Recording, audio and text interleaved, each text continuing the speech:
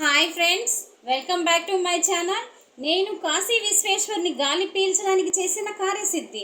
మా పొలిమేరలో ఉన్న 5 తలల నాగేంద్రునికి కర్పూరం వెలిగించాలన్న సంకల్పం నాకు వచ్చింది. అందరికీ చేసి ఉన్నాను, కానీ ఈయన దగ్గర దీపం పెట్టలేదు. అందుకని కర్పూరం వెలిగించబోతుంటే సూలూరుపేట చెంగాళమ్మ పొలిమేర నుండి వచ్చి రామతీర్థం వెళ్ళడానికి నాకు వీడియో తీస్తున్న అబ్బాయి తోడయ్యి, ఈయన మా కులదైవం కోదండరాముని భక్తుణ్ణి, నువ్వు ఎవరివి అని అడిగితే నివ్వెరబోయి 5 కోదండరాముని నిలయాల పేర్లు చెప్పేశాను. అందరూ పిచ్చిది, ఏదో మాట్లాడేస్తుంది, ఏదో చేసేస్తుంది అని నా వైపే చూస్తున్నారు. ఈ తండ్రి బాసరాలో ఉన్న సరస్వతి బుచ్చి పొలిమేరలో ఉన్నానని తన చెంతకు చేర్చుకునుంది. శిలలు మాత్రమే చూశాను.